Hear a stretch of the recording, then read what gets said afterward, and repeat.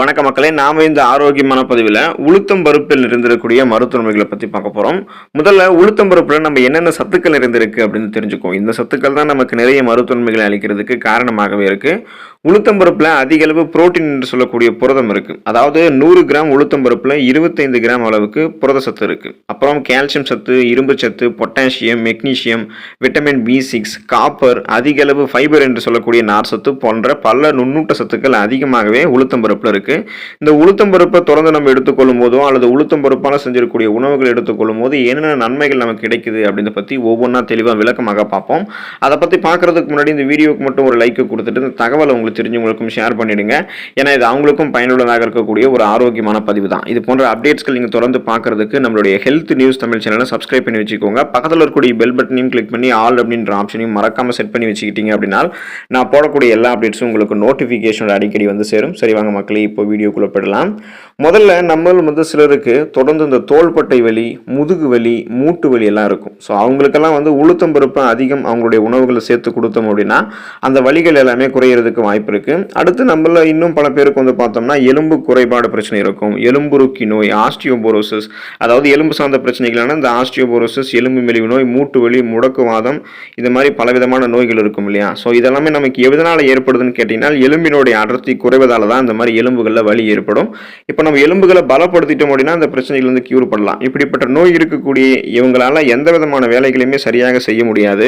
இந்த நோய் இருக்கக்கூடிய நபர்கள் தினமும் உளுத்தம் பருப்பு சாப்பிட்டு வருவதனால, உளுத்தம் பருப்பால் செஞ்சிருக்கக்கூடிய உணவுகளை சாப்பிட்டு வருவதனால வலுவான கால்சியம் சத்து அதிகமாக கிடைக்கப்பெற்று எலும்புகள் எல்லாமே வலிமை பெறுவதற்கு, இந்த நோய்களிலிருந்து விடுபடுவதற்கு இது உதவிகரமாக இருக்கும். ஸோ எலும்புகளினுடைய அடர்த்தி மேம்படும். ரொம்ப ரொம்ப ஸ்ட்ராங்காக நம்மளுடைய எலும்புகள் மாறிடும். அதுக்கு நம்ம உளுத்தம் பருப்பு எடுத்துக்கொள்ள வேண்டியது அவசியம். அப்போ நம்ம உடனே கீழே விழுந்துட்டா கூட நம்ம எலும்புகள் உடனே உடையாது. அந்த அளவுக்கு ஸ்ட்ராங் பண்ணிக்கலாம் நம்மளுடைய எலும்பை. முடியினுடைய வளர்ச்சி குறைவது மற்றும் முடி அதிக அளவு உதிர்கிறது அப்படின்றவங்க எல்லாம் பார்த்தோம்னா உளுத்தம் பருப்பை தினமும் பயன்படுத்தும் போது முடி உதிர்வை குறைக்கலாம். ஏன் அப்படின்னா முன்னாடியே சொன்னது போல உளுத்தம் பருப்புல அதிக அளவு புரோட்டீன் என்று சொல்லக்கூடிய புரதம், இரும்பு சத்து இது எல்லாமே நிறைந்திருக்கு அப்படின்றதால முடி உதிர்வை தடுத்து அதிக அளவு முடி வளர்ச்சிக்கு இந்த சத்துக்கள் எல்லாமே நமக்கு உளுத்தம் பருப்புல இருந்து வழிவகுக்கும். உளுத்தம் பருப்பை அரைத்து தலைமுடியின் மீது தடவி வருவதனாலும், அப்படி நம்ம தலைமுடியின் மீது தடவி வந்தாலும் சரி அல்லது உளுத்தம் பருப்பை நம்மளுடைய உணவுகளை சேர்த்துட்டாலும் சரி, தலைமுடியினுடைய வளர்ச்சி நன்றாக அதிகரிக்கும். அடர்த்தியான கருகருவென முடி நமக்கு வளர ஆரம்பிக்கும். முடி கொட்டுதல் போன்ற பிரச்சனை எல்லாம் இருக்காது. செரிமான பிரச்சனை இருக்கிறவங்க உளுத்தம் பருப்பை சாப்பிடும் போது சீரான செரிமான அமைப்பை பெறலாம். மேலும் இந்த உளுத்தம் பருப்பு அதில் ஃபைபர் சத்து இருக்கு. ஸோ அந்த வளமான அளவு நார் சத்து சீரற்ற குடல் இயக்கம், மலச்சிக்கல் போன்ற பலவிதமான குடல் சார்ந்த பிரச்சனைகள், செரிமானம் சார்ந்த, அஜீரணம் சார்ந்த பிரச்சனைகள் எல்லாத்தையும் நமக்கு கியூர் பண்ணும். ஸோ அடுத்து நம்ம பார்த்தோம்னா இந்த உளுத்தம் பருப்புக்கு நம்மளுடைய உடல்ல நல்ல வலிமையை தரக்கூடிய ஒரு விதமான அந்த சத்துக்கள் இருக்கு. மேலும் உளுத்தம் பருப்புல இருக்கக்கூடிய அதிக அளவு புரதச்சத்து, கால்சியம் சத்து இதெல்லாமே உடல்ல எலும்புகள் மற்றும் தசைகளை வலுப்பெற செய்யறதுக்கு உதவிகரமாக இருக்கும்.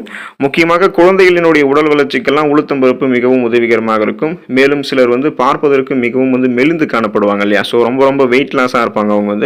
அவங்கெல்லாம் அவங்களுடைய வெயிட்டை கெயின் பண்ணணும், அதாவது சைடு எஃபெக்டே இல்லாமல் தங்களுடைய உடல் எடையை இன்னும் அதிகரித்துக் கொள்ளணும் ஆரோக்கியமான முறையில் அப்படின்னா உளுத்தம் பருப்பை தொடர்ந்து அவங்களுடைய உணவுகளை சேர்த்துக்கலாம். அல்லது உளுத்தம் பருப்பால் செஞ்சிடக்கூடிய உணவுகளை சரிவிகித உணவு இடைவெளிகளில் அவங்களுக்கு போதுமான அளவுக்கு எடுத்துக்கொள்ளும் போது உடல் எடை அதிகரிக்க ஆரம்பிக்கும். சர்க்கரை நோயாளிகளுக்கெல்லாம் உளுத்தம் பருப்பு மிகவும் நல்லது அப்படின்னு சொல்லலாம்.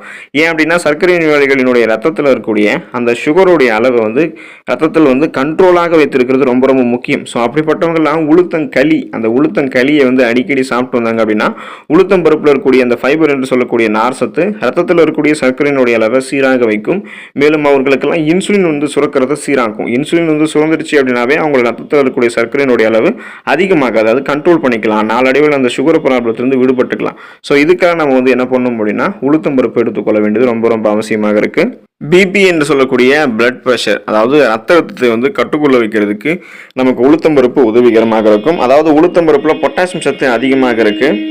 ஸோ இந்த பொட்டாசியம் சத்து நமக்கு என்ன பண்ணணும் அப்படின்னா நம்மளுடைய பிபியை கண்ட்ரோல் பண்ணும். அதாவது பிளட் ப்ரெஷர், அந்த ரத்த அழுத்தத்தை கண்ட்ரோல் பண்ணும். இந்த பொட்டாசியம் சத்து ரத்த நாளங்களினுடைய ஆரோக்கியத்தை மேம்படுத்தி அந்த ரத்த நாளங்கள் சீராக சுரிந்து விருங்கி, அதாவது சீரான அளவில் சுருங்கி விரிவதற்கு உதவிகரமாக பொட்டாசியம் சத்து இருக்கும். இதனால நமக்கு ரத்தம் சீரான இடைவெளியில் நமக்கு சீரான அளவில் செல்ல ஆரம்பிக்கும். நரம்புகளில் ரத்த நாளங்களை ரத்தம் நமக்கு சீரான இடைவெளிகள் செல்றதால பிபி என்று சொல்லக்கூடிய அந்த ரத்த அழுத்தம் நமக்கு இருக்காது.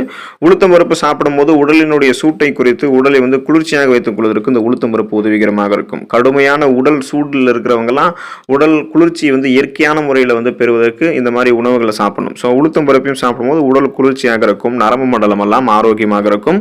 நம்மில் பலருக்கும் வந்து இடுப்பு எலும்புல வலிமை இல்லாதால இடுப்பு எலும்புல அதிகமாக வலி ஏற்படக்கூடிய உணர்வு இருக்கும். ஸோ அப்படிப்பட்டவங்கலாம் கருப்பு உளுத்தம் பருப்புல களி செஞ்சு சாப்பிடும்போது நல்ல ஒரு வலிமை வந்து பெறலாம். ஸோ இடுப்பு எலும்பு வந்து கருப்பு உளுந்து நம்ம எடுத்து சமைச்சு சாப்பிட்டோம் அப்படின்னா நமக்கு வந்து பலம் பெற ஆரம்பிக்கும். அப்போ நம்ம தொடர்ந்து நம்முடைய உணவுகளில் உளுத்தம் பருப்பு சேர்த்து சாப்பிடும்போது நிறைய மருத்துவமைகளை பெற்று நலமோடு வாழலாம். ஆரோக்கியமான முறையில் உளுத்தம் பருப்பு சாப்பிட்டு அதில் இருக்கக்கூடிய நன்மைகளை மட்டுமே பெற்று நலமாக இருங்க. அடுத்து ஆரோக்கியமான பதிவில் மறக்காம சந்திப்போம். நன்றி மக்களே.